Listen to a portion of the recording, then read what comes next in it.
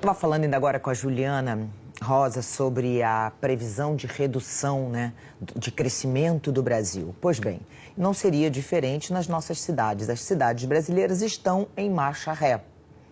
O nível de desenvolvimento dos municípios retrocedeu 3 anos. É isso que mostra uma pesquisa da Firjan, a Federação das Indústrias do Rio. Esse estudo, ele teve foco em 3 indicadores: emprego, educação e saúde. E nós ficamos mal em todos eles.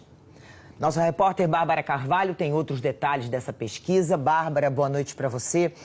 Essa crise econômica, ela teve um impacto decisivo, nos indicadores dos municípios.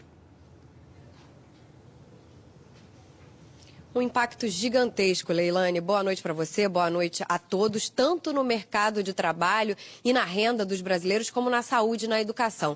Só para a gente ter uma ideia, em relação à saúde e à educação, houve aí a menor evolução da última década na comparação entre 2015 e 2016. E em relação ao mercado de trabalho também, um impacto muito grande de mais de uma década de perdas em relação ao mercado de trabalho formal.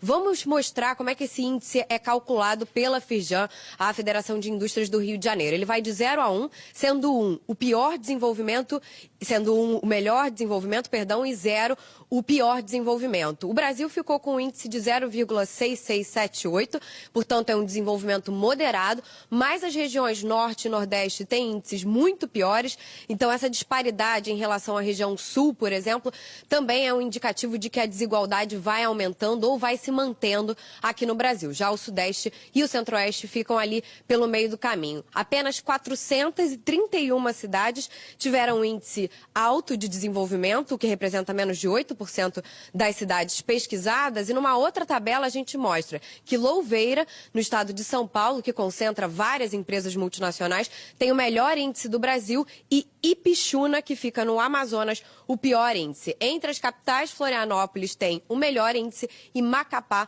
o pior índice. Eu vou conversar sobre isso com o coordenador dessa pesquisa, Jonatas Goulart. Muito obrigada pela sua participação. Primeiro, falando um pouquinho sobre saúde e educação, o que vocês perceberam?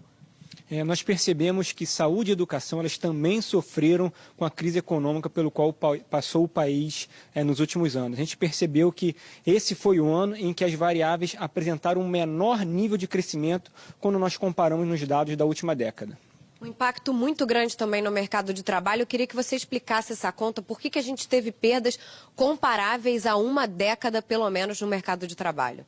O que nós percebemos é que as perdas dos últimos anos, elas impactaram demais a economia.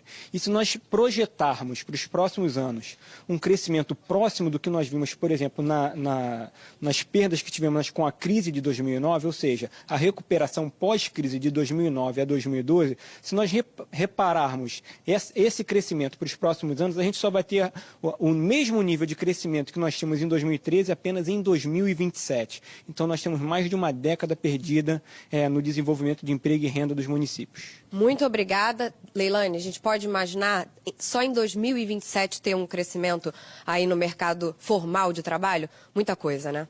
É assustador, Bárbara? Se você pensar em toda uma juventude que perdeu essa década, Quem está começando a trabalhar ou quem está estudando e precisa de um primeiro emprego, enfim, assustador. Muito obrigada, agradece ao nosso convidado mais uma vez. Obrigada.